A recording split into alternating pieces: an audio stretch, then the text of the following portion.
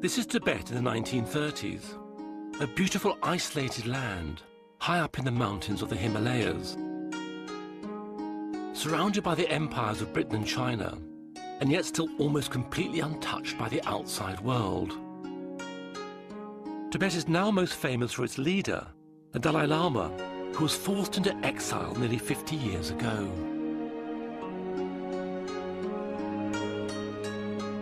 This treasure trove of rare colour films, shot by British, Chinese and Tibetan people who lived through these times, have been preserved by the British Film Institute. These films allow us a glimpse into a world which has almost entirely disappeared, to a time before the Dalai Lama and his people lost their country. Oh, father. I think my father.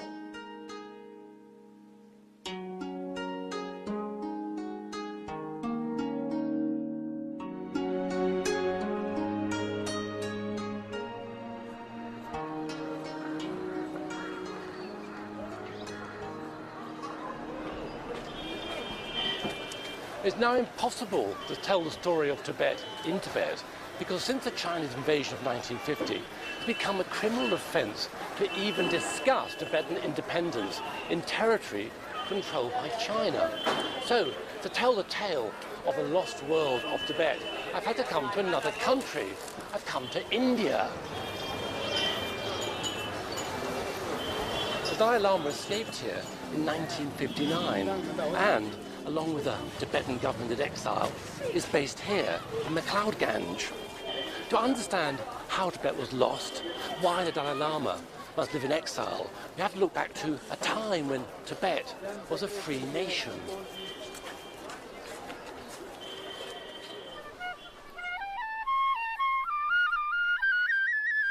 This is Lhasa, the capital of Tibet, in the early 1940s.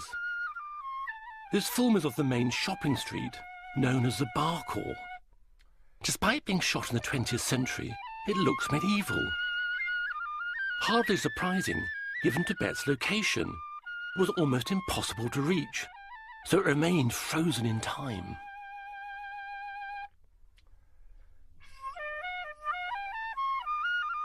Namgyal Takla lived in Tibet in the 1940s. We had the huge mountains surrounding Tibet. And then we were inside this mountain, isolated. And we had the big Russia, China, Britain around us. And it was the policy to be kept, this country to be kept a buffer state, a sort of a zone where the big powers will not meet. And it was, we lived in the 20th century, we maybe have lived like we were in the 16th century. Tibetan society was both feudal and deeply religious. Buddhism had a profound effect in shaping its culture and traditions. Ruled by a dual system of aristocratic families and Buddhist monks, the government's main function was to maintain the religious state. Tibet's feudal structure meant that most of the population lived in poverty. Any attempts to modernize or invite foreign influence were resisted by the conservative and profoundly religious outlook.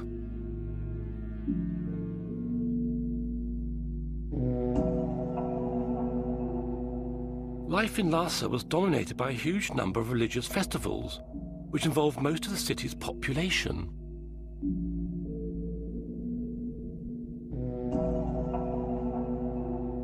"68 days of the year were taken up with festivals. Since the Chinese occupation of Tibet, all of these festivals have been banned.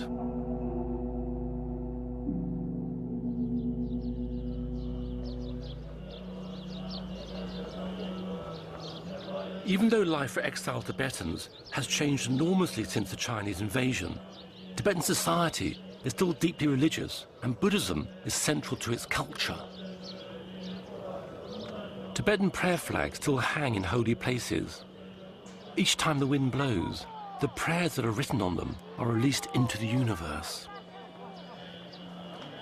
Their colors are symbolic. They represent water, fire, earth, and air.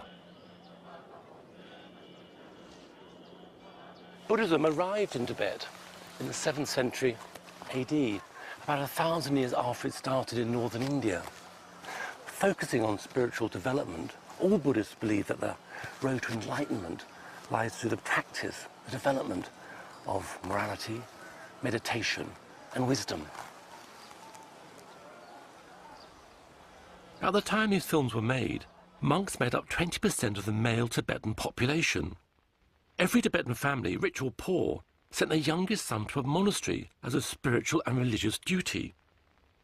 Because monks had a high social status, poor families gave up their boys in the certain knowledge they would be looked after financially for life. These boys would just have arrived at the monastery.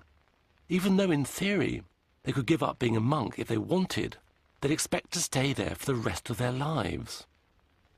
The present Dalai Lama, who is the 14th, was found while he was still a small child. In a tradition that dates back to the 17th century, the Dalai Lama, or Ocean of Wisdom, is both the spiritual and secular leader of Tibet. All Buddhists believe in rebirth and reincarnation, but for Tibetan Buddhists, the man they call His Holiness, the Dalai Lama, is very special indeed.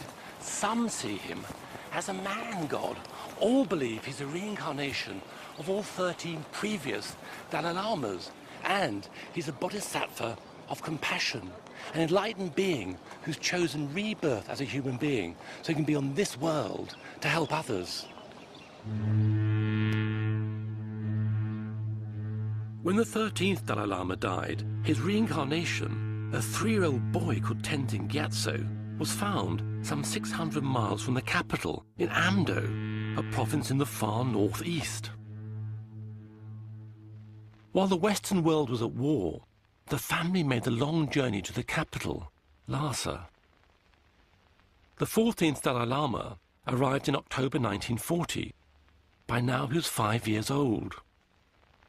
He was accompanied by his father and mother and 2 elder brothers, Lobsang Samten and Gyalo Thondup. Oh, father. I think my father. Father, yes. Oh, my mother. Oh, this is elder brother, whom I bully.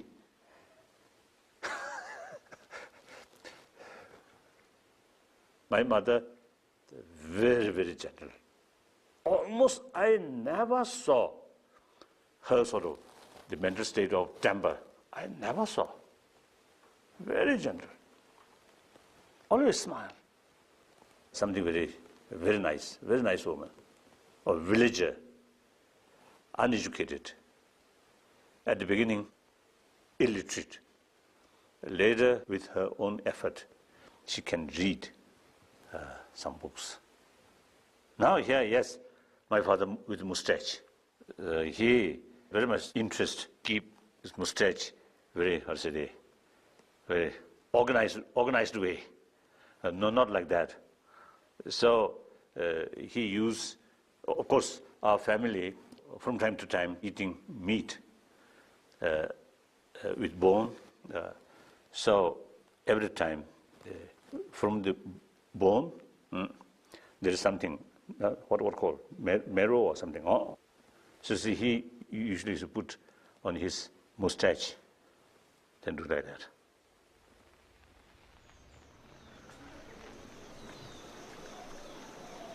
Although the young Dalai Lama was revered as a god king, he would not take up his position as head of state until he reached 18.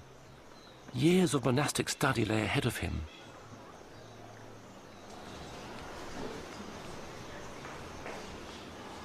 Buddhism involves training, transforming the mind so as to have a full understanding of the true nature of existence, to gain happiness and ultimately to achieve spiritual enlightenment.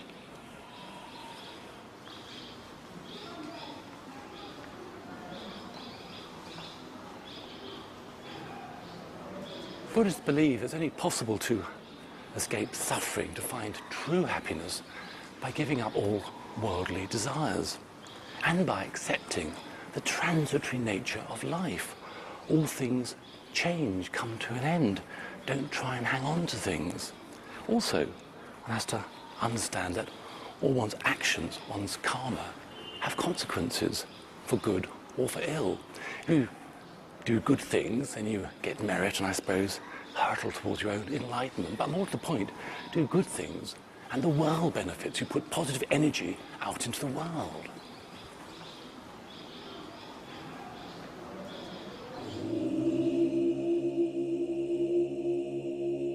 The events of Buddha's life and teachings were celebrated through ceremonies and rituals that dominated life in Tibet. The Malam Chenmo, or Great Prayer Festival, is a series of events which commemorates the day when Buddha preached the Dharma, or sacred text, for the first time. The festival starts when the monks take over the running of Lhasa from the government. The proctors of the Drepan monastery arrive carrying heavy silver maces to demand that power is handed over to them by the Kashag, or parliament. Their attendants ceremonially throw down the whips of the city magistrates and bow to the proctors to formalize the handover.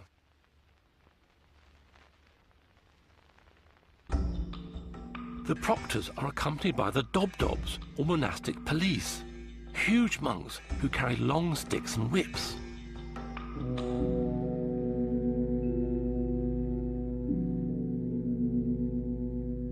Wearing padded robes, their job is to intimidate and control the crowd of 20,000 monks who flood the city for the festival.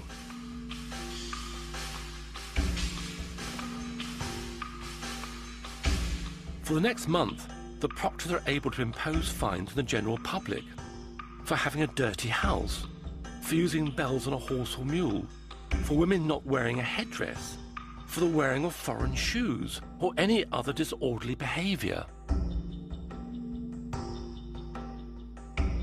Gifts of money and food were handed out. While the event was mostly funded by the government, there were contributions from the British and Chinese trade missions based in Lhasa. At this time, the Chinese were happy to support religious events. The Tibetan government was dominated by a group of aristocratic families. There were about 200 families who made up the civil service, and each of them had to provide a son to serve as an official. Within the aristocracy, there were 30 higher status families who had the most senior positions. Namgyal is from one of these families, the Sarongs. Oh, that's our house, the house I was born in, the Sarong house. And that's my aunt, Kukula, and that's my mother. They're really modeling away. It seems quite strange that they are modeling, because we never even heard of this in Tibet, nor did anybody do that, you know. It seems quite strange. I'm sure Auntie Kukula must have arranged this. And I don't know who took the picture, but it's very beautiful, very beautiful. I think they had a British governess, and so she must have taught my mother how to walk, because I can't imagine my mother, you know, sort of showing her clothes. Yeah, they're wearing the Lhasa ceremonial costumes. Kukula is considered very beautiful, and she's really beautiful in here, I must say. And you notice here, this is also in our garden. We had one of the best gardens also in Lhasa, because my grandfather himself, he worked in the garden, and also he made all the family members come and work. And each child had a tree. We had to water the tree, fertilize it, and we were only allowed to take the fruits of that tree and no fruits from the other tree. So we had strawberries, we had gooseberries, we had pears, everything. In this picture, you see my aunts together with my grandfather. They had the same father, Sarong, but their mother, they had 3 different mothers. They were 3 sisters from the original Sarong family. This sort of family structure was not unusual in Tibet. Men could marry a number of women, and even women could marry a number of men. The reason is to keep the family wealth together. Married out, the brothers had several wives. There are bound to be troubles, and then they might say, okay, we want to separate the land. So they usually had brothers marry one daughter, or the daughters marrying several brothers, so on. It was very common. Divorce did exist, and usually what happened was during marriage, there is a contract made. And then usually most of the divorces, the wife would be well looked after when she leaves the home. And if there's a son, the son stays with the father and the daughter stays with the mother. So there's no custody of children fighting about it. Automatically, the daughter goes to the mother, the son goes to the father. They could also remarry. We had no problems about divorcees or widows remarrying. In fact, if they were younger, they were encouraged to marry. Tibet's feudal structure meant that most of the population lived in poverty. Ordinary families were reliant on the landowners for a living. They were effectively owned by them, and each family had specific jobs they were born into. Phuntsog Sering's family were tailors for one of the aristocratic families in Lhasa. I come from a tailoring family. My father and mother were both tailors, and they trained me. Now, these are the costumes for the aristocratic ladies. In terms of design and patterns, these outfits are type worn by the aristocrats, but they're really quite similar to those that more ordinary women would wear. There was summer and winter wear, and these outfits are for the winter. These are definitely winter wear. You can tell by the length of the sleeves. When it comes to making these costumes, we did everything by hand. In those days, we didn't have sewing machines in Tibet. But for a tailor like me, it would take about 2 days. That's right, I could complete something like that in about 2 days.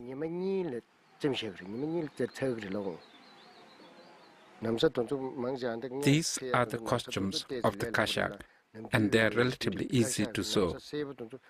All of the aristocrat costumes were made of brocade, but the type of brocade, in terms of color, shine, pattern, and quality, would again depend on their rank.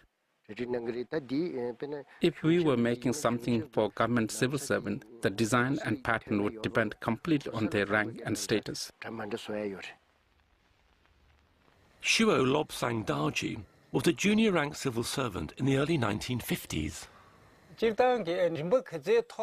The higher ranked officials had a huge number of costumes they had to wear, while the lower ranks had far fewer. One of the original ancient costumes that was traditionally worn on official occasions is called the Galu costume. And I have worn that costume myself. I was one of the lowest ranks, like the 6th or 7th grade, and we all wore the Galu. It was the same color for everyone. But for day-to-day wear, I wore the native Nambu outfit, which was made of black or brown woolen cloth. A unique feature of the costume was the yellow hat called a bokto, which was worn by every grade of civil servant. As for the length of our hair, everybody just let it grow. Some had it down to their waists, some a bit shorter. You let it grow to its natural length and you never get it cut. I used to have hair down to here in those days. It was very long and very thick. The top knot or pachok were very fiddly to do. They would take ages, but once you got used to it, you could do it yourself. If you were in a hurry, you would need help, especially with the braiding. So you would teach your wife how to do it, and she would help you. Later, you could call in a professional hairdresser who specialized in braiding, and they were very skilled and therefore quicker. Most men and women had long hair. Of course, the monks didn't, because they had to have their heads shaved. Everybody else grew their hair long.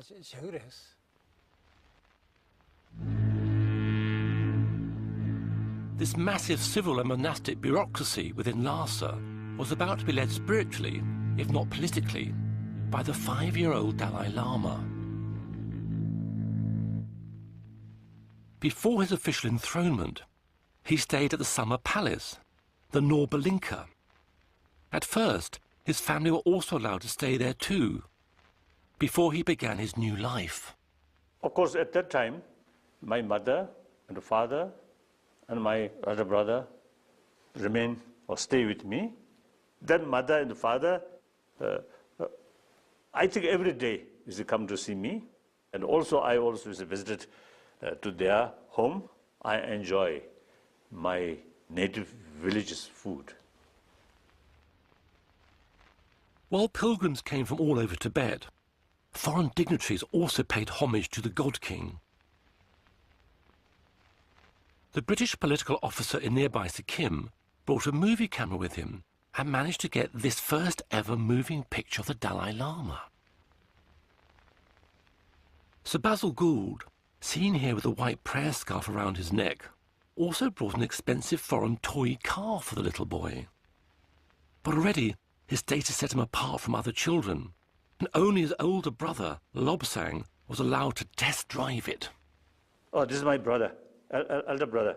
So the people felt if I handle maybe too risk, so my elder brother, let him, you see, play. Sometimes I feel a little jealousy.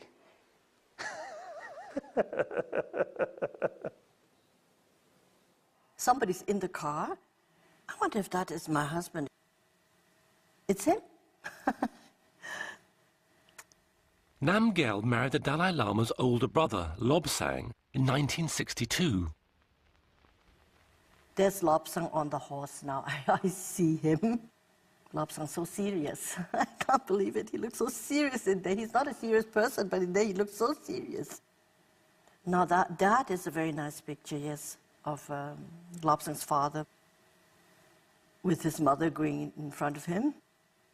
One wonderful thing about my mother-in-law, which I really admire, is she loved wearing her own simple jewelry and the dresses. She was a wonderful person, very simple, and from a small village, but she was sort of always so kind to everybody.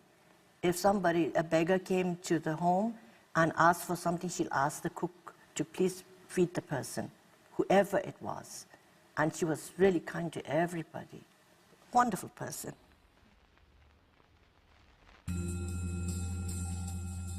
The date for the 14th Dalai Lama's enthronement ceremony at the Potala Palace was reached according to complex astrological calculations. The distance between the Norbalinka Palace and the Potala is only a few miles. The Dalai Lama will be accompanied on this short journey by the whole of his monastic and civil retinue. The 13-story Potala was originally built in the 7th century. It's a quarter of a mile long with over 1,000 rooms. It was the winter residence of the Dalai Lama, a centre for religious worship and training, as well as housing Tibet's government and huge civil service.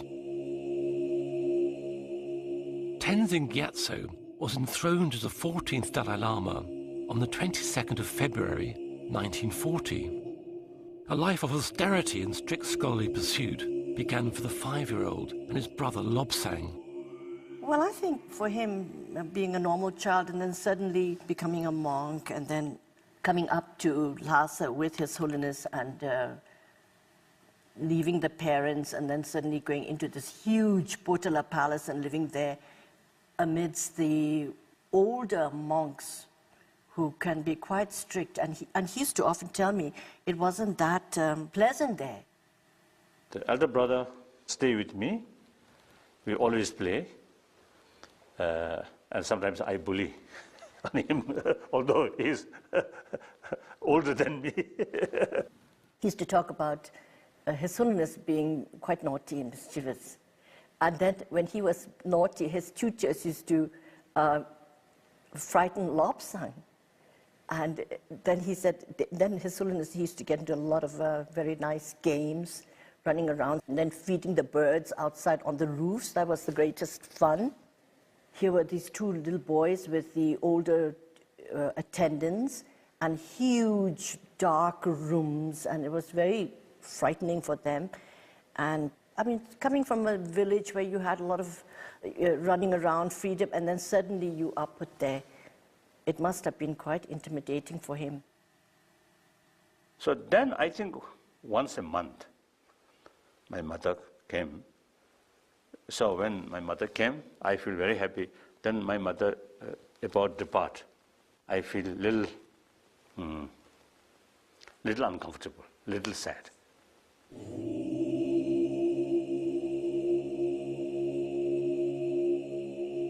While the young boy studied, a monk regent took the role of Tibet's temporal leader until the Dalai Lama reached the age of majority. Regent Retting, seen here with his enormous bodyguard, Utugba, oversaw much of this power vacuum, but his regime was seen as corrupt. He was displaced and then imprisoned after an attempted coup. He died in jail. The Dalai Lama had to wait to take full political power, but as the country's spiritual leader, he acted as a figurehead. One of the 5-year-old's official duties was attending cabinet meetings. His strict routine only varied for the important festivals.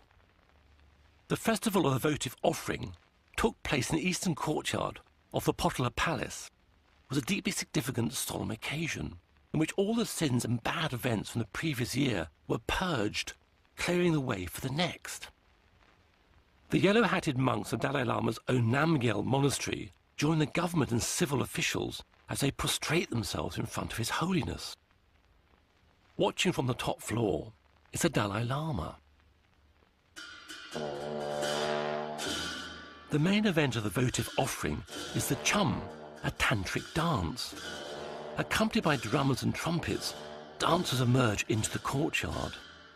They have spent many hours in meditation, envisioning themselves as a deity they're about to perform.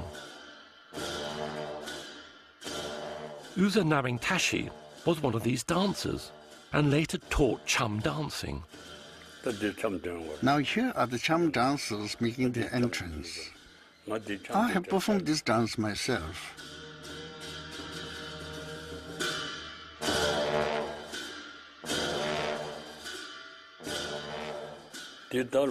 This is performed on the last day of the Tibetan calendar year. As the New Year is approaching, it's performed as an auspicious ritual to make sure that during the following year there is enough rain when we need it, that no misfortunes happen, that we are protected from any negative forces, and that there is peace in the world. That's why we perform the cham dance.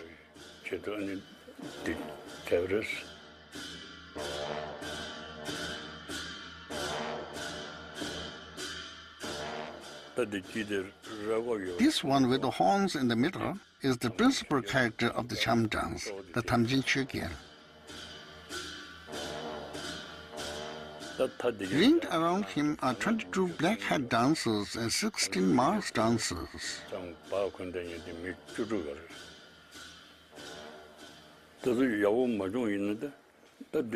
Teaching the stag dance is very difficult, especially as they start as young boys. I found it very hard myself. Although he looked like an adult, he's actually a boy. He would probably be about 12, 13, or maybe even 14. I remember being very anxious and scared during the performance in case we made a mistake, because if you got anything wrong, discipline was very strict. Even if you made a tiny mistake, you'd be punished. Only young boys are agile enough to perform this. Your cham teachers train you, because the training involves a lot of kneeling. You'd get lots of cuts and bruises on your knees, and you'd get beatings too. Only through such strict training can you achieve perfection. When we began our training and were learning how to do the black hat dance, the repetitive arm and leg movements made you very stiff. So stiff that it would be really uncomfortable to sit cross-legged for the prayer sessions. The costumes were very heavy and difficult to wear, but if you didn't wear them, you would look too puny. You wouldn't look the part, so there was packing to beef you up. You'd get very stuffy inside the mask. The performance would last 3 hours, and the whole affair would be at least 3 hours. At the end of the ceremony, a cathartic fire purification rite is performed to ensure that the last traces of evil are dispelled. Now you can see they are heating up oil in a cauldron. Later they'd add home or alcohol.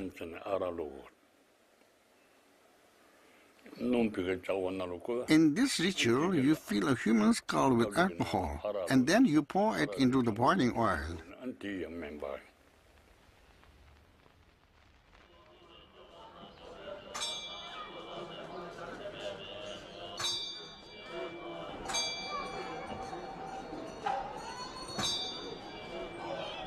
Tibetan Buddhism differs from other types because it has its roots in the traditions of the earlier Bon religion.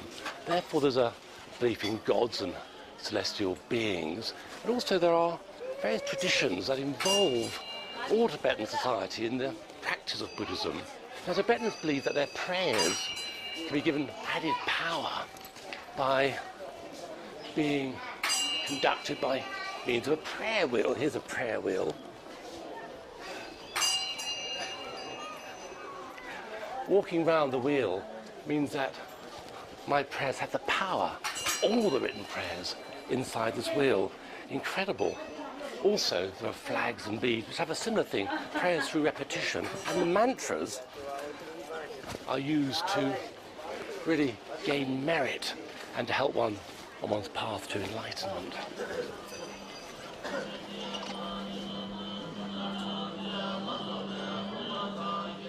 Prayer wheels can contain up to a mile of written prayers. They are symbolically recited with every turn. Pilgrims earn merit and concentrate their minds on the mantras they're reciting as the wheel turns.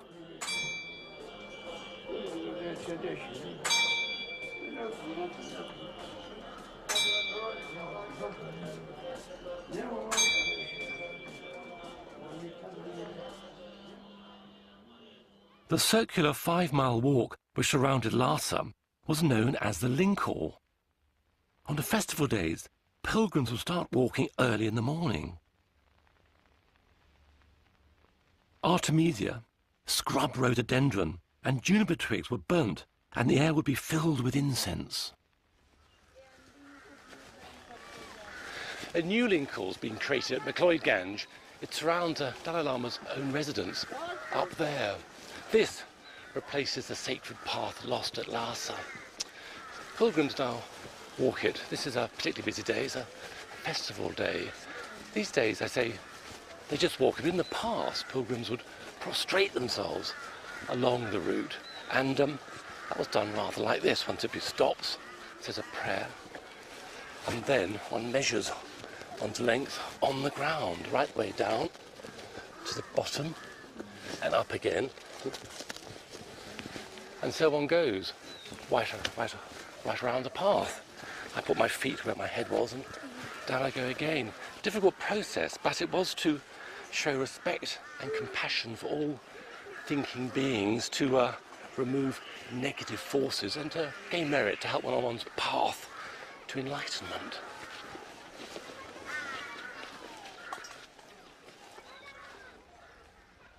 Jampa Chodron was a young nun living in Lhasa at the time. This is the Linkor, the long circuit just beyond Chokpuri Hill. The shot is taken of the section just below Chokpuri Hill. There used to be people carving mantras on stones, making clay statues, and many places where you could make incense offerings. there would be many people walking the lingo. Down here, there would be people doing the half sideways prostrations as well as the forwards prostrations. I didn't manage to do any sideways prostrations, but I managed to do one circuit doing the forward prostrations. Here they're making the descent. Sometimes when you're prostrating here, you would nearly fall down. I did a lingo circuit. I took 6 days and morning. In the midday sun, you couldn't do the prostration, so you would have a rest. Friends would bring you a meal, so you would have a lunch break. People would normally get up early and start at dawn.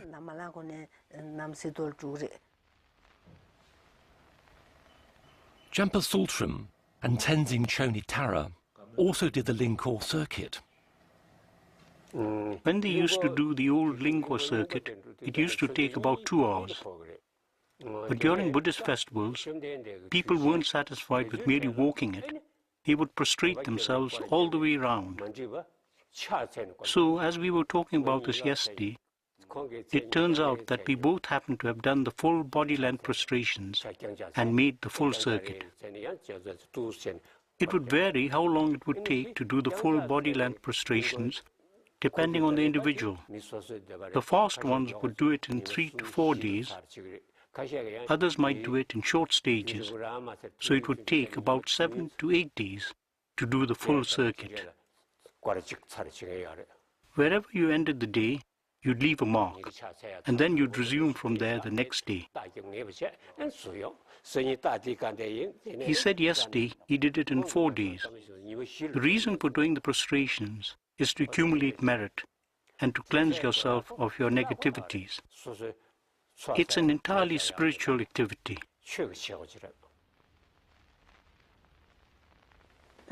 Now here are some pilgrims who have come from villages far away. They have come for the Malam festival. You can see that they are carrying their provisions in bags on their back. There were people coming from all different directions. Some would beg, some would offer prayers, and some would give alms to the beggars.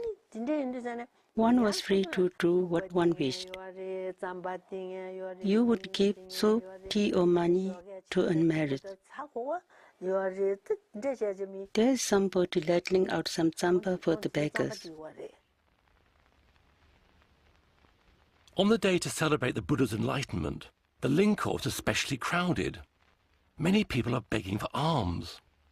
The giving of money, food, or tea was very much part of the pilgrim's practice, and it still is today. These days in McLeodganj, the beggars are Indians, and the pilgrims giving money are Tibetan refugees.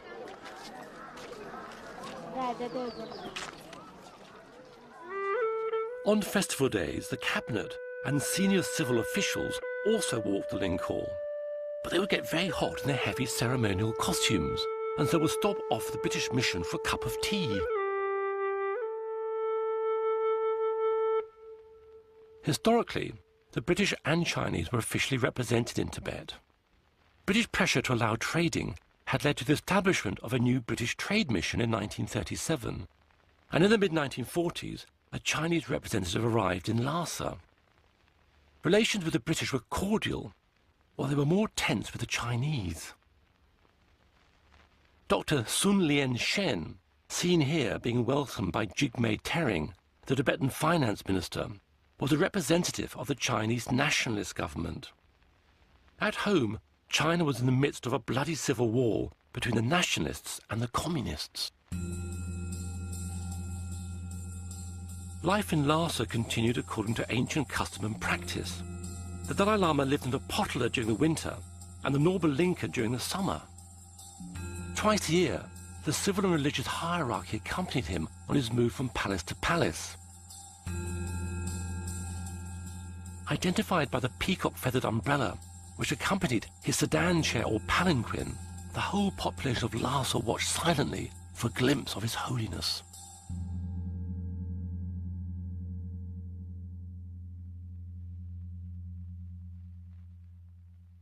At the front of the procession, there would be the lower rank officials, and they would get higher and higher the nearer they got to His Holiness's palanquin.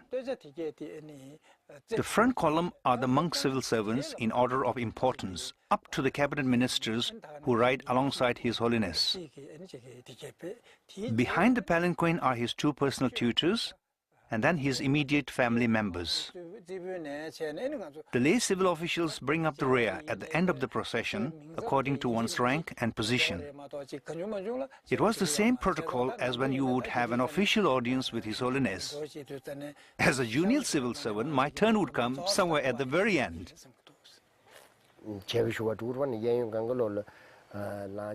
I went to see the Dalai Lama many times. We would stand on both sides of the route. Because he traveled in a palanquin, you only be able to get an occasional glance of him.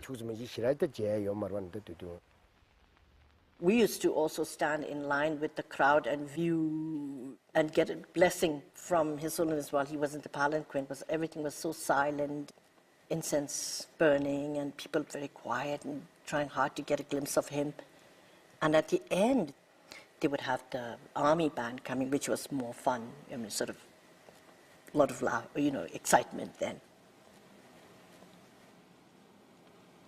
Oh, that young monk, I think out of curiosity, looking. In any case, from my childhood, from that age, I always smile with people, with public.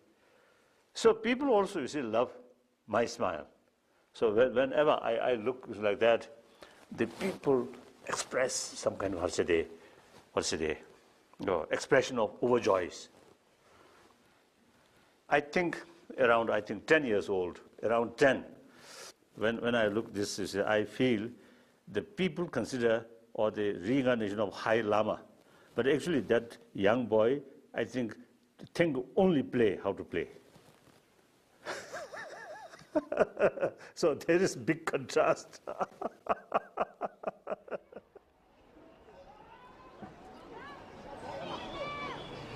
These days, there isn't quite the same spectacle when the Dalai Lama travels.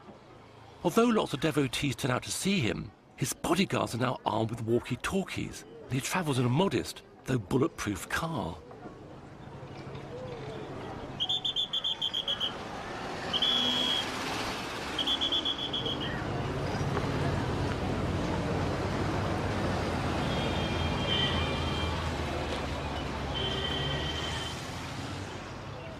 Tibetan Buddhists have retained much of their culture and religious practice since going into exile. But life in Tibet before the Chinese occupation was significantly different in many ways.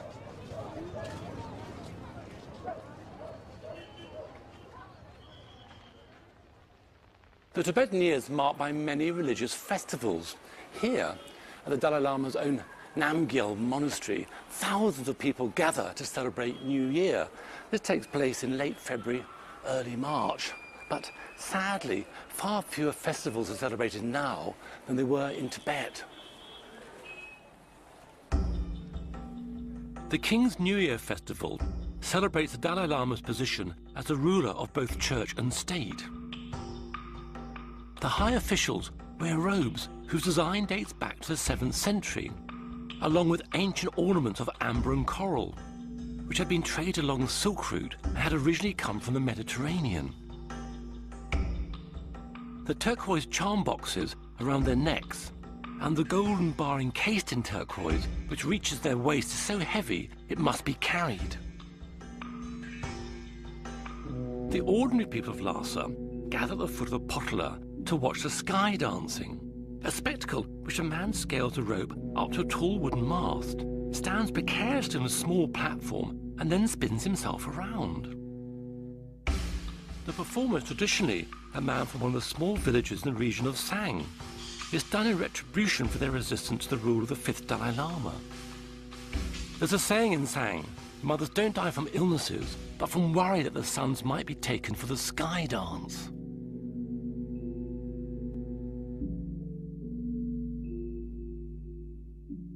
The casting out of the votive offering was one of the biggest and most elaborate of the celebrations.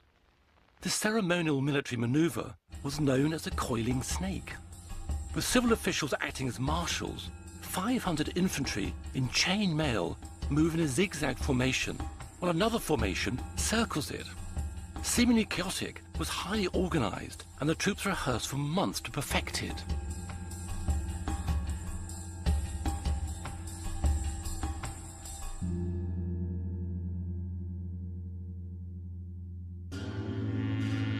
Hundreds of monks arrive, carrying green drums and cymbals.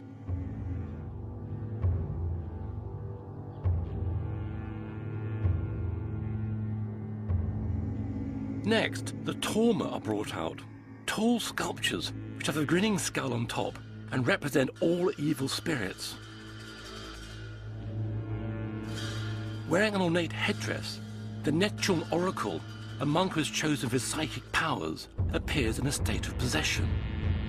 The oracle's helmet and costume are so heavy that the medium can hardly walk in them when he's not in a trance-like state. He races around chaotically, chasing the tormas into a clearing, accompanied by hundreds of monks and most of the population of Lhasa. When the oracle arrives, he shoots a burning arrow into bonfires which contain the evil spirits, and they're set ablaze.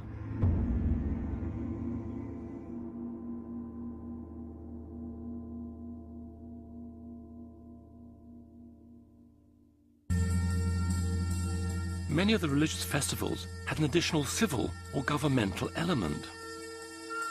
At the review at Trapchi, the Tibetan cavalry assembled in front of the cabinet and government officials. The cavalry wears chainmail, steel breastplates and helmets with peacock feathers on them. The standard bearers wear special helmets which have Allah inscribed on them in gold, thought to date back to 8th century contact with Arabs. They carry tall lances wrapped in painted banners, said to have been given by the army of Genghis Khan's grandson. The cabinet wears ornate robes. Their fur-trimmed hats have silk crowns with ornaments on top of coral, turquoise and gold. A government official, followed by 4 junior officials, makes his report to the cabinet, announcing the number of men and horses. Shio Daji had to attend the review every year. These official functions tended to be rather long, drawn-out affairs. However, each one of us had our own responsibilities to perform. As you can see here in the film, when we junior accountants had to present the inspection report at the review at Trapchi, we had to give the full list of horsemen and their equipment. So I had to feel very tense from early in the morning as I had to present the report aloud in front of a huge gathering of people. I would worry that I would make mistakes and embarrass myself, so I felt scared. I would be so terrified that time would just fly past. But when I had no responsibilities, the ceremony would get tedious and seem to go on forever. So we young ones would quietly sneak out the back for a cigarette and a chat. Another military event, the gallop round the fort, was slightly more exciting to attend. These are the special Molam Festival cavalry. 2 Yaso generals command them. Together they are being prepared to lead the presentation. There were 3 targets. The riders had to ride past, fire a gun, shoot an arrow, and spare each one. If they managed to hit each of the targets, they would be presented with a victory scarf.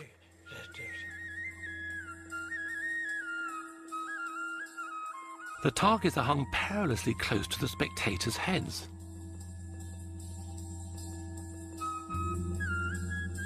There is frighteningly little crowd control, and serious accidents result. Finally, the competitors line up to receive their prayer scarves. The event ends when they perform a special Mongolian salute.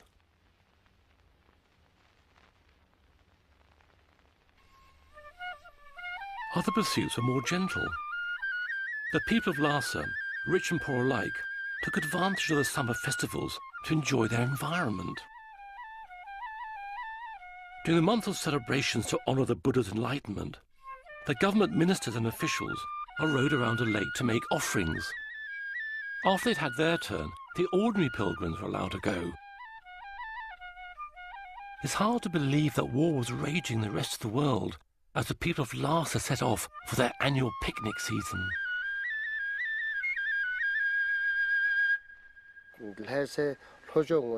South of Lhasa, there were many parks. During the first 2 weeks in May, it was picnic season. The quality of the tent depended on how rich you were. Poor people would just rig up a sheet or a small tent, but everyone went. People might picnic for 1 day or for longer, but on the 15th, everybody would go to their local place of worship and then come to the picnic.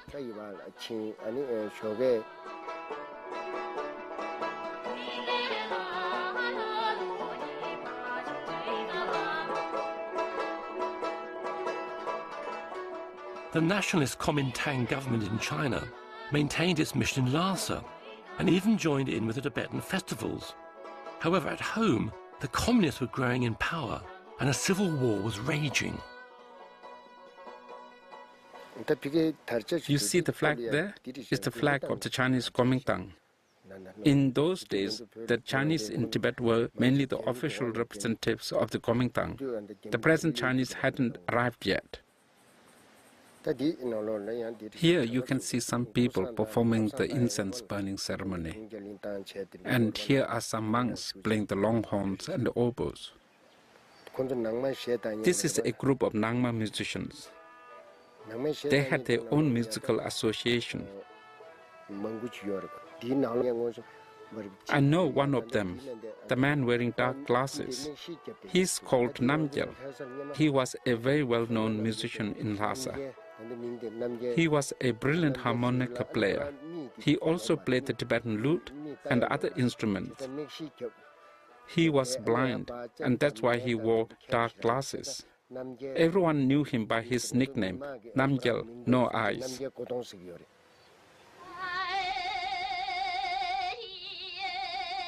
Another important summer event, and one of the Dalai Lama's favourites, was the annual opera festival held at the Nobulinka Palace.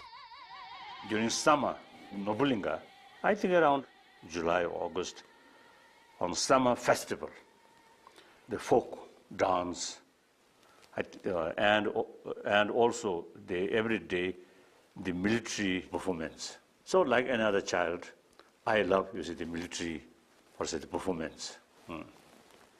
They well organized, they are quite smart, like that.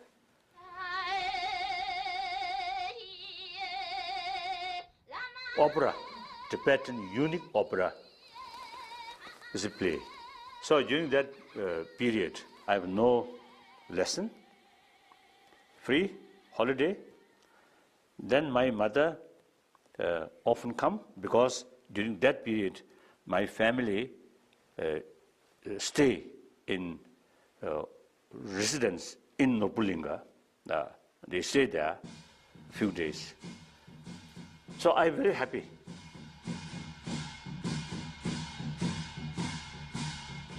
Then after 5 days, festival finish. The next day, my lesson started. And same time, the 5th day evening, my mother depart. So I feel very, very sad. That's the child's sort of experience, like that.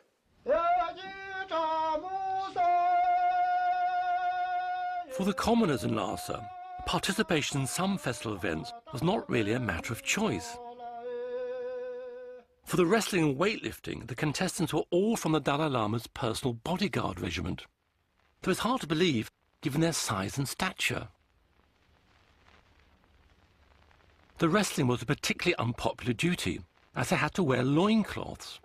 It was deemed to be shameful appearing semi-naked in public, and especially in front of your superiors. For most, shyness meant they were covered up quickly, but some seemed to rather enjoy it. At the same time as a horse race is being conducted around the city, there's also a foot race. A motley group of men running brightly coloured outfits, somewhat unenthusiastically. The race is compulsory and is performed as a duty to their landlords.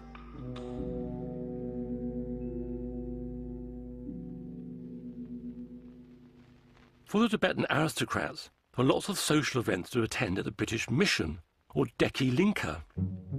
In true colonial style, tea was served and even darts were played.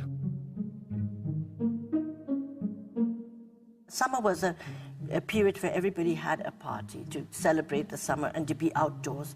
This person playing the dart is my grandmother's youngest, one of the younger sisters. Delerapten, playing darts, yes. Now this looks like a party at the British legation or the British mission, Dikilinga, because it's a beautiful garden, and then the servant at the back, he's wearing the special costumes which the servants in the Sikkim royal family used to wear. So I think very much they wore this costume at the formal parties. And this looks very much like the senior, yes, it's the senior Mrs. Lalu. She was a very special lady. She was actually a nun, and she fell in love with a member of the 13 Dalai Lama's family. And anyhow, she was very kind, and she did everything in such a grand scale. And she used to visit once a year at our home. The British mission closed when India gained independence in 1947.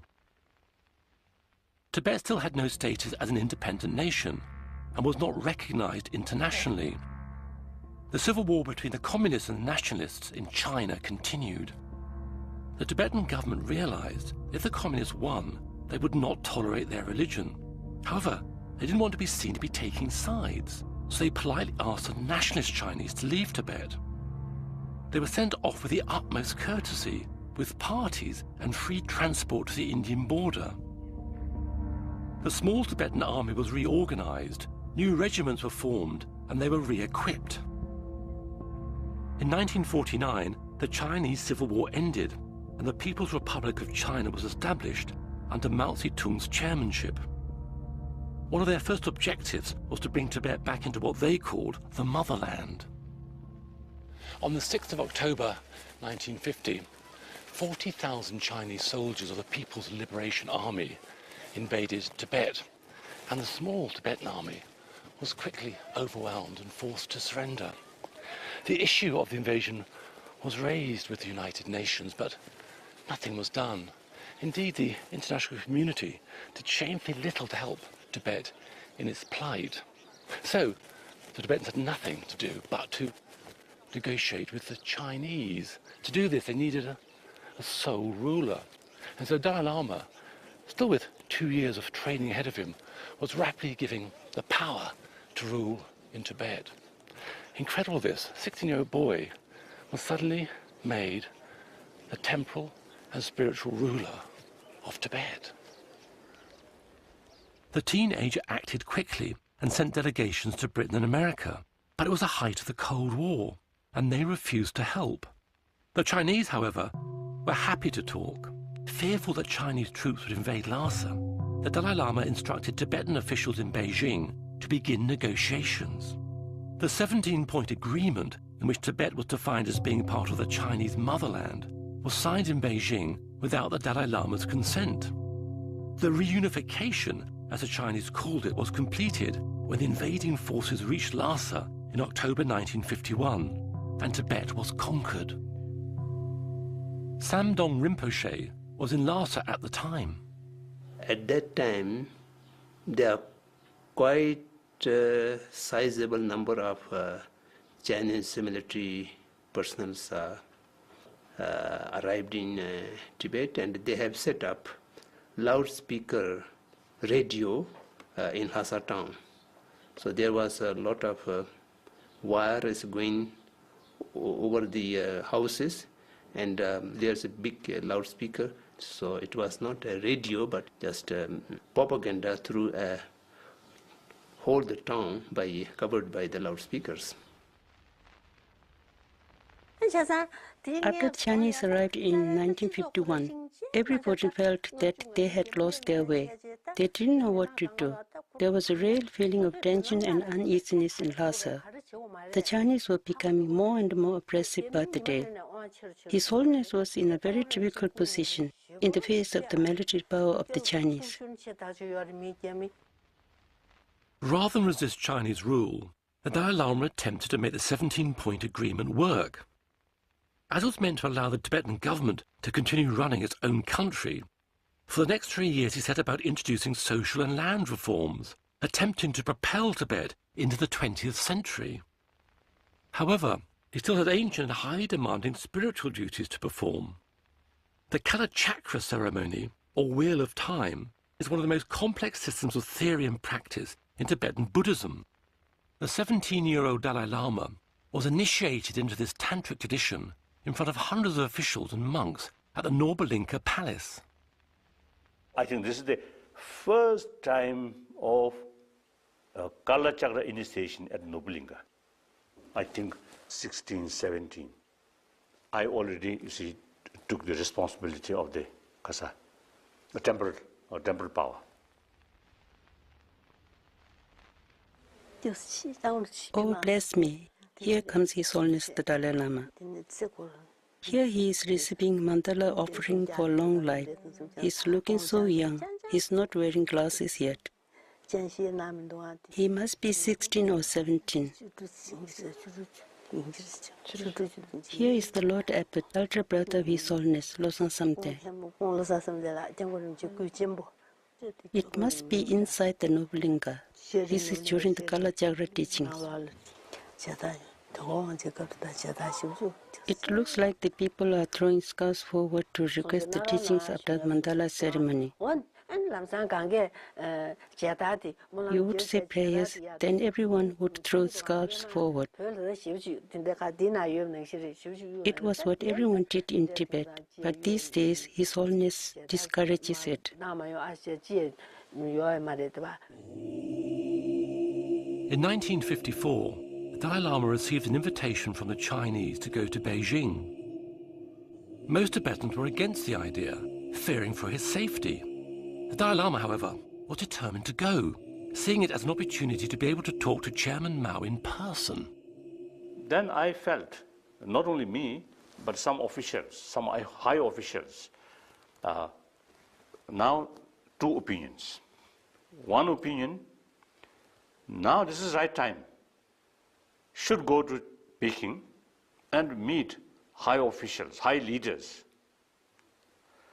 That some very much reluctant, very much against. I think out of fear. And my own opinion is, now better go there. Eventually, it was decided he could go, provided he returned within 1 year. His Holiness himself promised the people he would return within the year. I heard that when he was about to cross the Tsangpo River, people had come from Lhasa in their finest clothes. In Tibet, it is a custom for women to dress up for special journeys for good luck. They all crowded along the river bank, looking very anxious. Some were even about to throw themselves into the river in sorrow and desperation. Now this is the, actually, you see, departing Lhasa to China. I think this one. You know, I like missions or these modern things. So I love, you see, to see, to visit China. But at the same time, not like just tourists, also have some responsibility. So not very certain. So all kinds of mixture feeling. Some hopes, some doubts, some fears, some, undecisive, like that. And also some excitement. The Dalai Lama attended the first National Chinese People's Congress, which included 10 seats for the Tibetan delegation. He was impressed by Mao and felt a great affinity with many of the egalitarian principles of communism. However, at their last meeting, Mao wasted no time in giving his true opinion of Tibet and its future under Chinese rule. As the Dalai Lama left, Mao turned to him and said, "Religion is poison."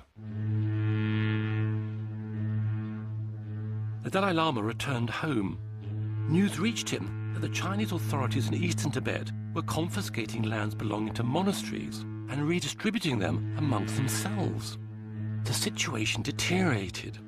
Fighting broke out between the Chinese army and Tibetan freedom fighters, and refugees began pouring into Lhasa. In the midst of this tense atmosphere, the Dalai Lama still had to take his final monastic exams, the main focus of which were public debates.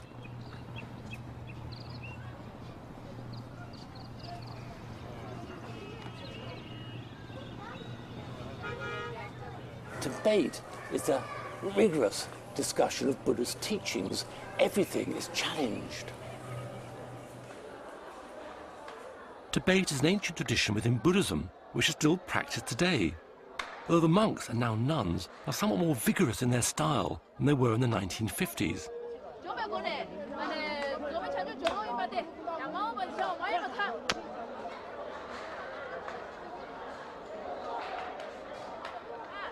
These monks are arguing over their personal interpretation of Buddhist texts. The skill is in arguing and using logic and your own analysis to back up your points. They are punctuated with claps to the hand. The respondent must then reply.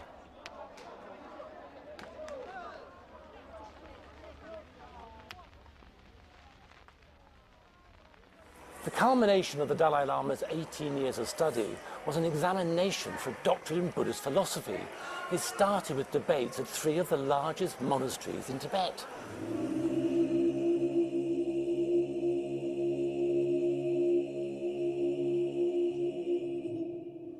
Drepung Monastery had 10,000 resident monks. 8,000 of them were squeezed into the square to see the Dalai Lama as he arrived with his retinue to take his first exam.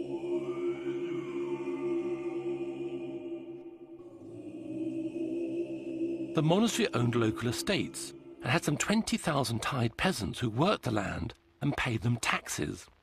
The revenue paid for the prayer sessions and festivals which dominated monastic life. Feeding the monks for big events, like the examinations, was a huge, if somewhat rushed, process. The young monks run down from the cookhouse carrying huge tubs of sampa for their brethren who are sitting in the square. Sampa is roasted barley flour mixed with yak butter, tea or water to make dough.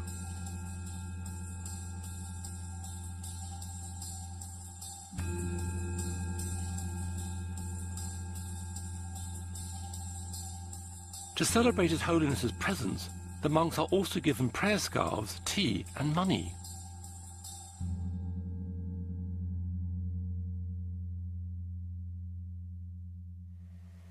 I'm somewhere here, somewhere among these, the second row or third row I should be. And this is the Goman side. These are the government officials. Now His Holiness is offering the debate to the 2 abbots. During his early life, he had to go to China, and he had to go to India, and he had so many things to attend. So then he did not have time to study. Oh, now this about top scholar, Mongolian, and also when he asked question very rapidly. So a bit more nervous. So I had little opportunity to think how to trick to him. One top scholar, you see, very rapidly, you see, putting question, then no time, you see, how to pretend or how to defend like that. So now this is my turn, debate. Of course, we have received a lot of teaching from His Holiness, and we know he is a very great scholar. But he was not joined in the monastic debate. We thought he may not be very sharp in the in the debate. But for the first time, we saw when he was examined by the abbots, he was brilliant and absolutely sharp, equal with those who are debating the monastery for lifetime, and the abbots find it quite difficult to debate with him.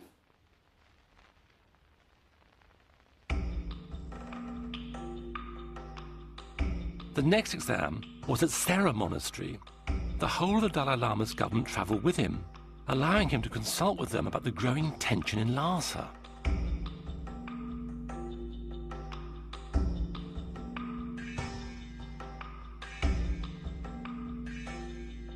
At the same time, he had to prepare for the next series of debates, but the abbots each had their own individual style of arguing.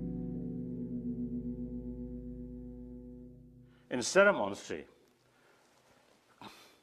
you see, when you debate with the opponent, good scholar, then their answer is something logical or something, you see, they valid, meaningful. In Sera Monastery, one abbot, not that much scholar, not that top. So you see, from my side, you see, the preparation, if answer come this way, yes, this is the way to argue. If this way, if answer has come this kind of answer, then yes, already prepared. And here's the answer, unexpected answer. So then my tutor noticed that, then he very kindly, stop, now finish. Okay. That's tremendous relief.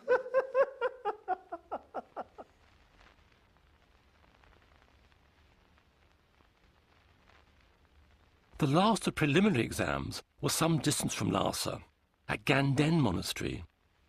Ironically, the examinations at Ganden proved to be a brief period of respite for Dalai Lama. Thousands more refugees had fled the fighting in the east and arrived in Lhasa. A huge number are now camped around the outskirts of the city.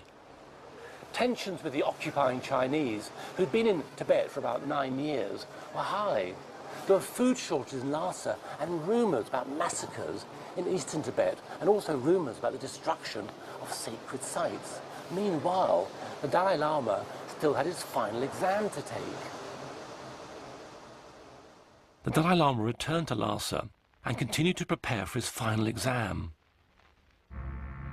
Amidst increasingly disturbing reports of Chinese atrocities, he attempted to concentrate on his studies. He took solace in Buddha's teachings that one's enemy is one's greatest teacher and to have compassion for all sentient beings.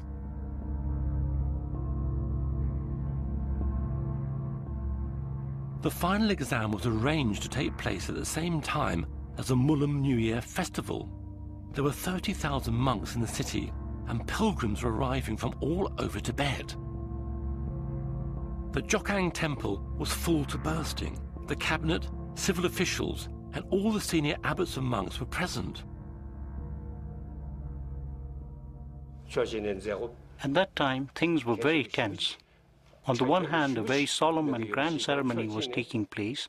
On the other hand, we were in a very dangerous and tense situation. There are a lot of rumors about danger to his security, and the threat perception was very high.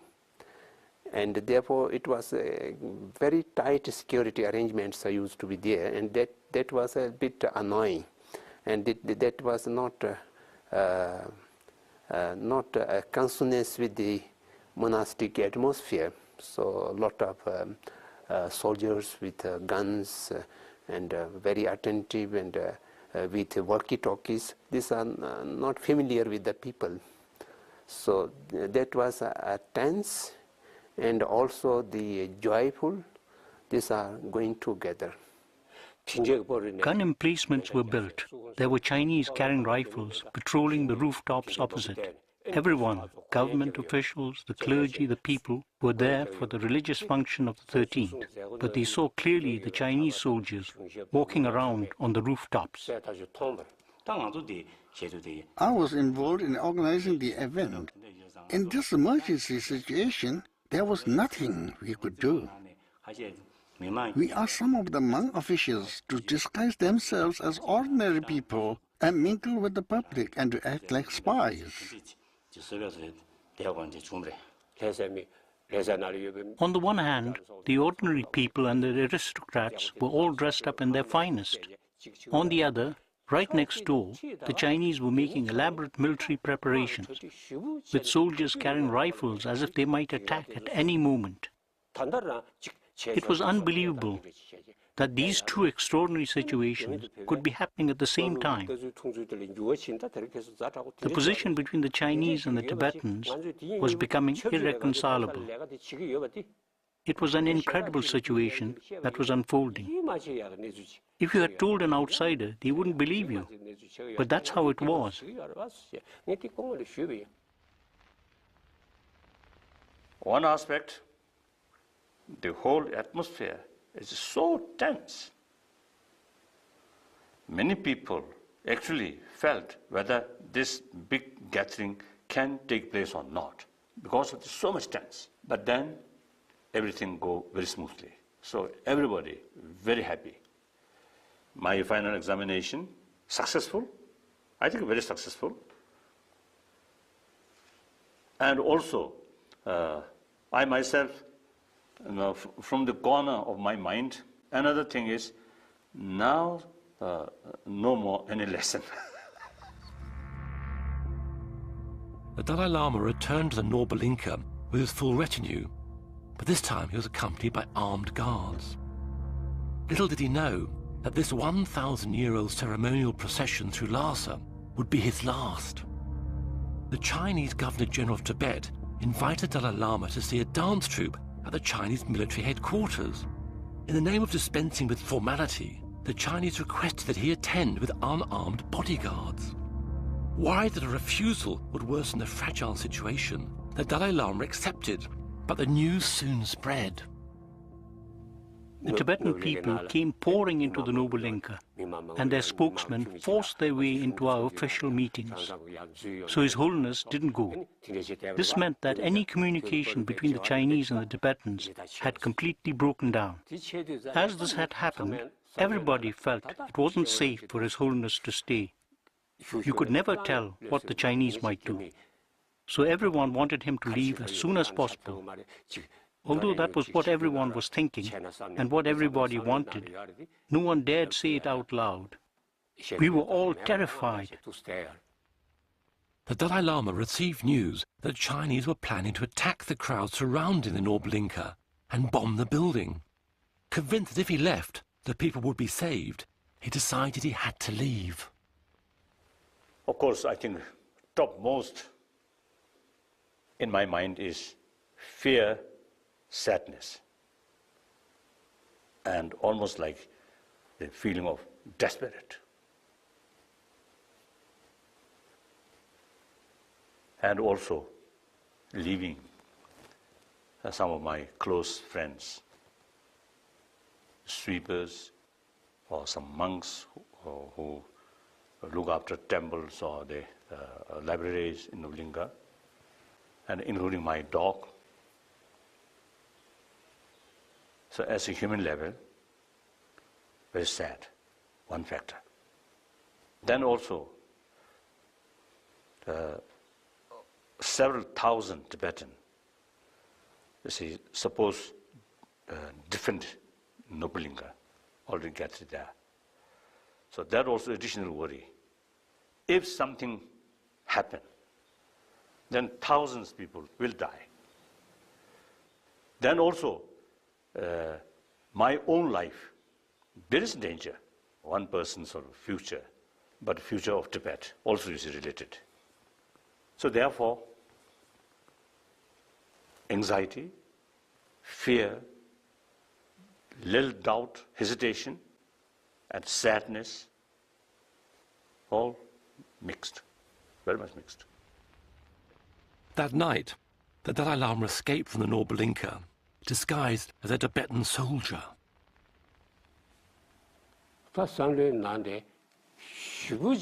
I had an indescribable feeling. On the one hand, I was exultant that His Holiness was able to leave. On the other hand, I was very sad when I saw him. Unlike the usual protocol and fanfare, he left wearing an ordinary brown uniform, carrying a rifle like a soldier. The next day, reached southern Tibet. Then fear of my life, then no longer. Then we have no hesitation to criticize about our Chinese brothers and sisters. While in Lhasa, although sometimes we criticize, but from one corner of our mind, we, be careful, be careful, be careful, or that kind of sort of situation. Then as soon as we reach southern Tibet, the free from Chinese forces, we get some extraordinary feeling now, freedom. 2 weeks later, after an arduous journey through the Himalayas, the Dalai Lama reached safety in northern India. That morning, around dawn, they began shelling the Noble Inca. At around 9 or 10, I went to Chokpuri Hill, to the defensive position I had been assigned to monitor. When I looked towards the Potala, I saw there was a huge fire in the eastern wing. Near the account section, a huge fire. The canal bombardment started from the bottom of the hills upwards. That was followed by the rat-a-tat-tat of the machine gun fire. It was relentless. In any case, eventually, even the Zulakan was taken over and completely looted. Everything except for the George statue and the Sunze chapel, it was left like an empty shell. Everything else was destroyed. It was taken over by the Chinese soldiers and turned into, what's the word in Chinese? A trote. We weren't allowed in because it was turned into a military barracks and heavily guarded. Then around 4 or 5 in the evening, when I looked across at the Ramakang ferry crossing, I saw large numbers of Tibetan horsemen, foot soldiers and ordinary people. Many of them were from the Tibetan volunteer force.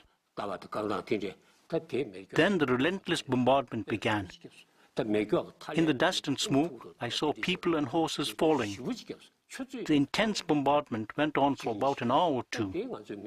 That day, over 1,000 of our people were killed.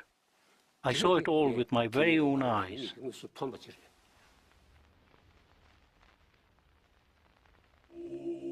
The Tibetan resistance, made up of freedom fighters and monks who had taken up arms for the first time in their lives, were no match for the Chinese army. They surrendered after 3 days. The Tibetan government was abolished, and the Chinese systematically began to destroy Tibetan society and its Buddhist culture and traditions. Monasteries were looted and scriptures burnt. Nuns and monks were forced to denounce their faith. They were also made to discard their robes and grow their hair. They were even forced to marry each other. Class resentment amongst the peasants over Tibet's feudal system was ruthlessly exploited. The government officials and aristocrats had their long hair shaved off, were imprisoned or forced to do menial jobs. They were subjected to public interrogation sessions, many resulting in death.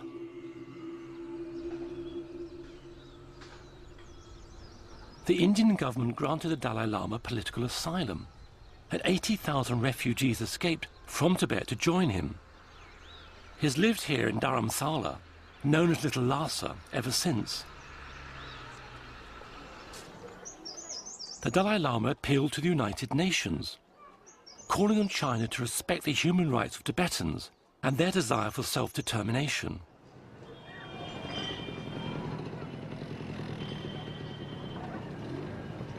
Despite 3 resolutions adopted by the UN General Assembly, the fact that thousands of monasteries were destroyed and hundreds of thousands of Tibetans were imprisoned in labour camps, the international community refused to intervene.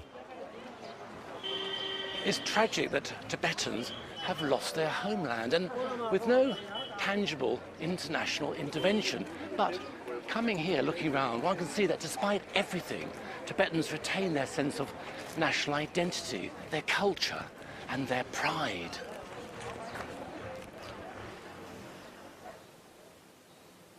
Looking at these pictures that you have here in front of me, it's entirely a different world.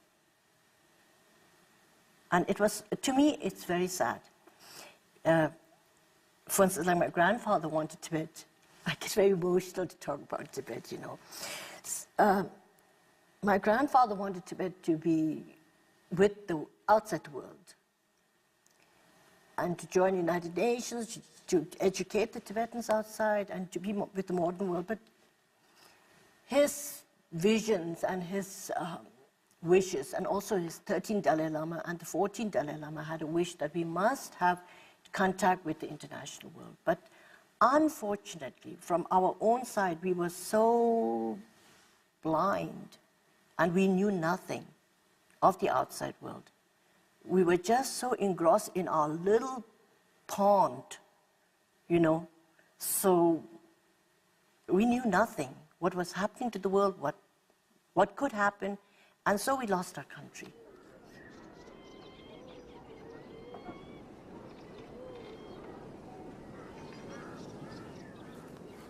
The Dalai Lama advocates a middle way, which means he wants Tibetans to move back to Tibet, even if they become a minority within China, but a minority with a degree of self-rule. He remains determined that the dialogue between the Chinese and the Tibetans remains peaceful and positive.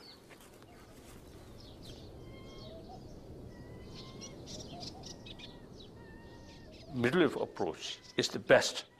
So present Chinese government policy regarding different minorities, particularly regarding Tibet, is not healthy or not good for long run. So kind of new opinions as a result of better awareness now coming. So therefore, basically, I'm hopeful. Thank you. Phuntsog Tsering escaped to India in 1959. He is now the Dalai Lama's personal tailor. Shuo Lobsang Darji spent 15 years in a Chinese prison in Lhasa.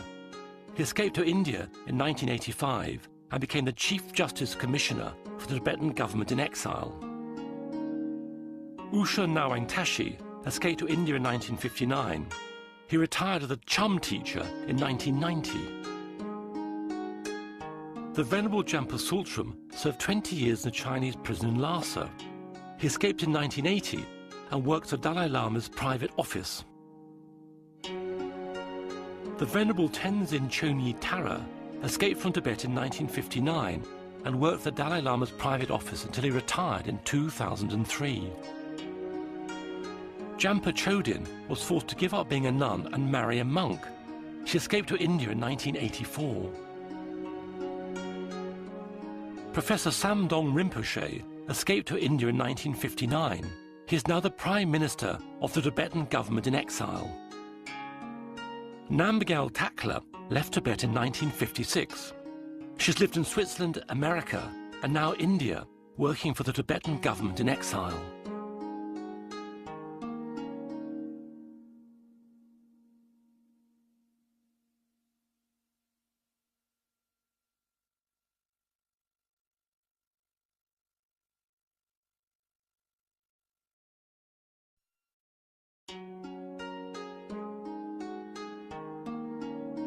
This is Tibet in the 1930s.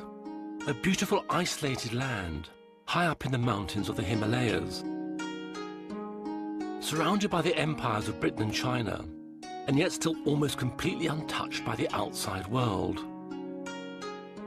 Tibet is now most famous for its leader, the Dalai Lama, who was forced into exile nearly 50 years ago.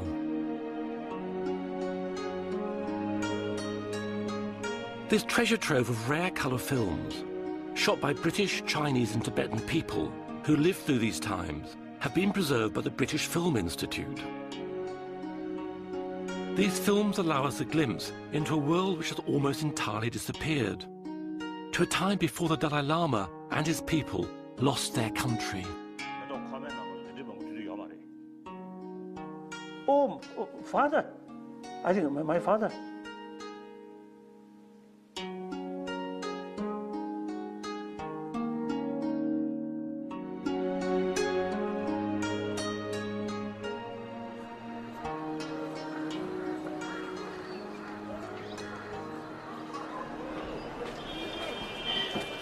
It's now impossible to tell the story of Tibet in Tibet because since the Chinese invasion of 1950, it's become a criminal offence to even discuss Tibetan independence in territory controlled by China. So, to tell the tale of the lost world of Tibet, I've had to come to another country. I've come to India.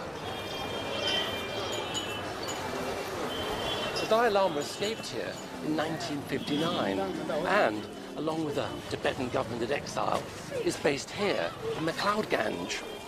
To understand how Tibet was lost, why the Dalai Lama must live in exile, we have to look back to a time when Tibet was a free nation.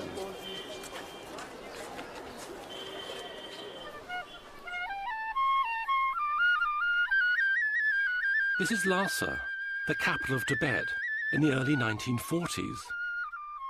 This film is of the main shopping street, known as the Barkor. Despite being shot in the 20th century, it looks medieval. Hardly surprising, given Tibet's location. It was almost impossible to reach, so it remained frozen in time.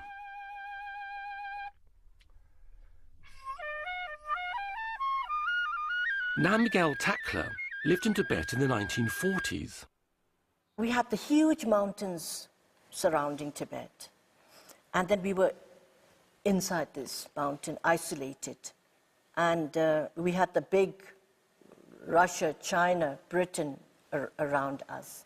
Fines from the general public for having a dirty house, for using bells on a horse or mule, for women not wearing a headdress, for the wearing of foreign shoes, or any other disorderly behaviour.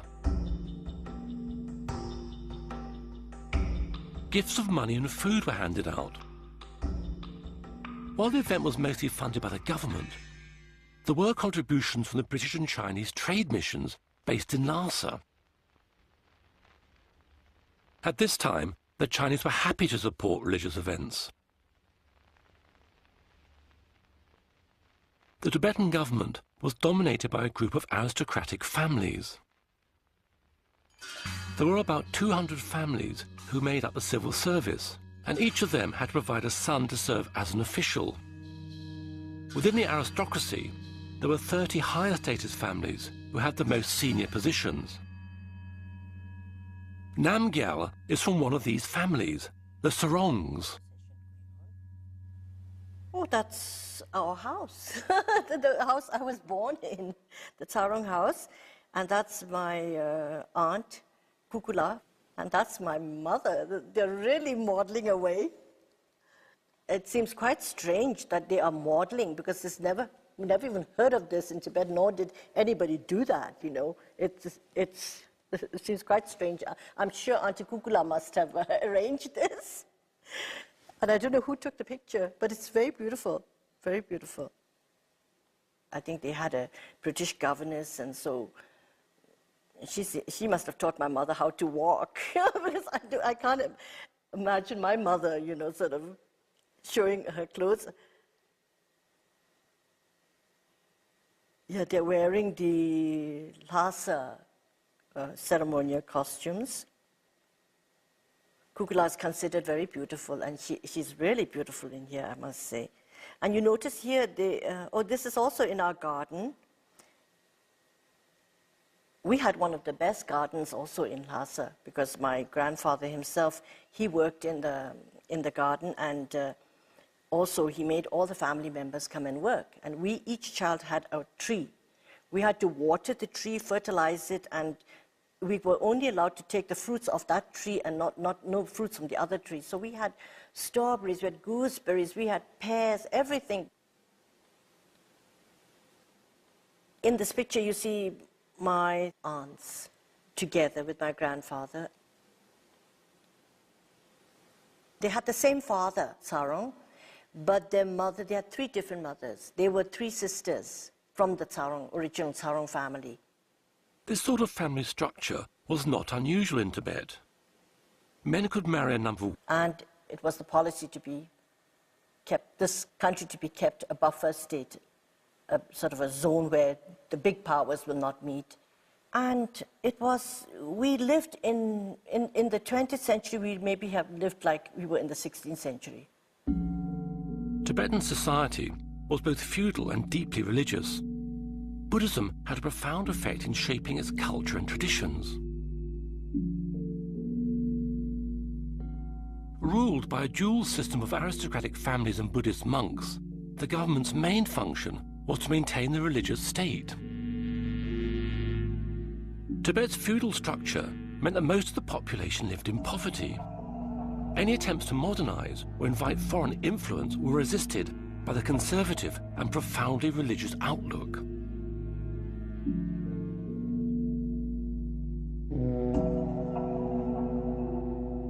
Life in Lhasa was dominated by a huge number of religious festivals, which involved most of the city's population.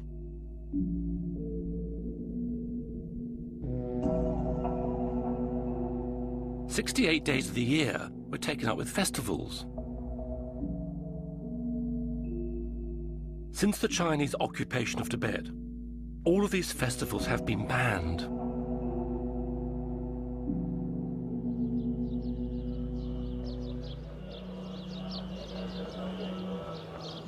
Even though life for exiled Tibetans has changed enormously since the Chinese invasion, Tibetan society is still deeply religious, and Buddhism is central to its culture. Tibetan prayer flags still hang in holy places. Each time the wind blows, the prayers that are written on them are released into the universe. Their colors are symbolic. They represent water, fire, earth, and air. Buddhism arrived in Tibet in the 7th century AD, about 1,000 years after it started in northern India.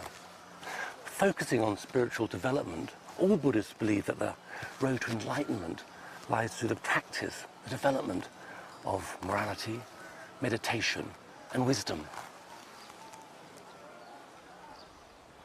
At the time these films were made, monks made up 20% of the male Tibetan population. Every Tibetan family, rich or poor, sent their youngest son to a monastery as a spiritual and religious duty.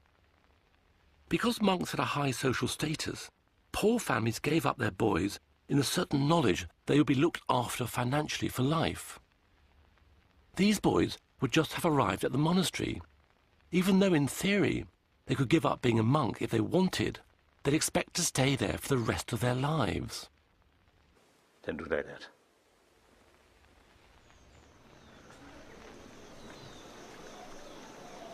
Although the young Dalai Lama was revered as a god king, he would not take up his position as head of state until he reached 18. Years of monastic study lay ahead of him.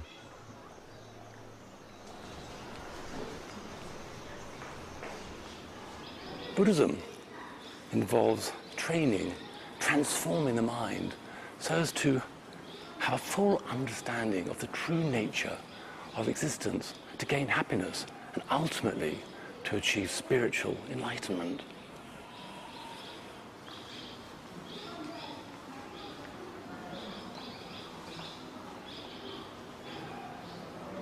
Buddhists believe it's only possible to escape suffering, to find true happiness, by giving up all worldly desires and by accepting the transitory nature of life, all things change, come to an end. Don't try and hang on to things. Also, one has to understand that all one's actions, one's karma, have consequences for good or for ill. If you do good things, then you get merit and, I suppose, hurtle towards your own enlightenment. But more to the point, do good things and the world benefits. You put positive energy out into the world.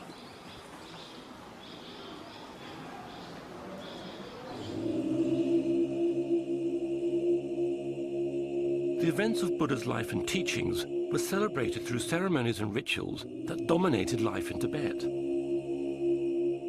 The Malam Chenmo, or Great Prayer Festival, is a series of events which commemorates the day when Buddha preached the Dharma, or sacred text, for the first time.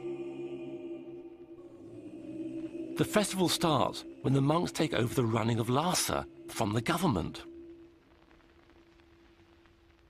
The proctors of the Drepan monastery arrive carrying heavy silver maces to demand that power is handed over to them by the Kashag, or parliament.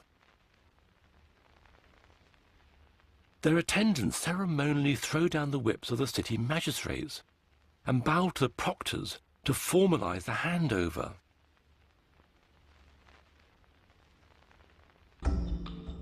The proctors are accompanied by the Dobdobs, or monastic police, huge monks who carry long sticks and whips.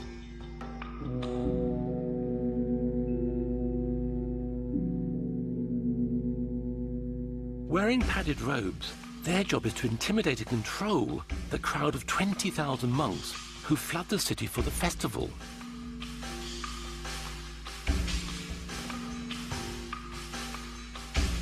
For the next month, the proctors are able to impose.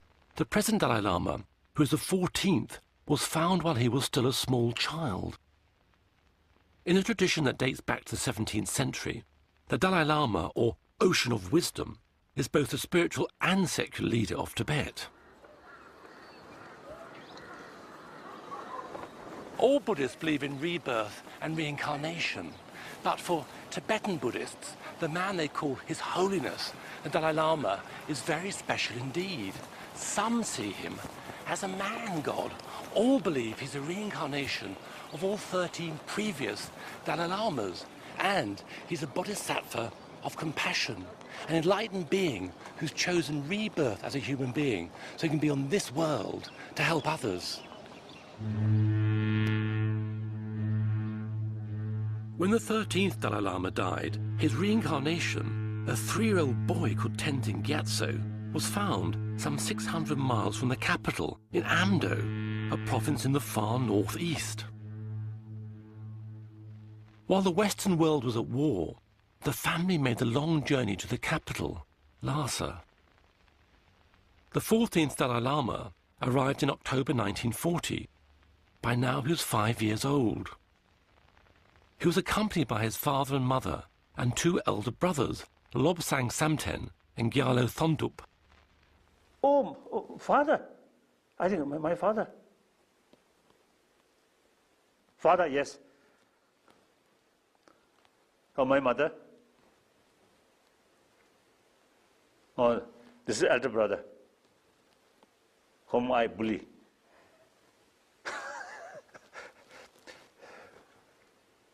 My mother, very, very gentle.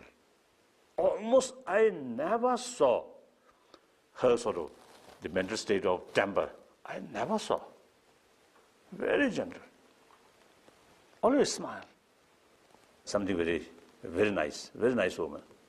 A villager, uneducated. At the beginning, illiterate. Later, with her own effort, she can read some books. Now here, yes, my father with mustache. He very much interest, keep his mustache very, how to say, very organized way. No, not like that. So he used, of course, our family from time to time eating meat with bone. So every time from the bone, there is something, what called marrow or something. Oh. So see, he usually used to put on his mustache.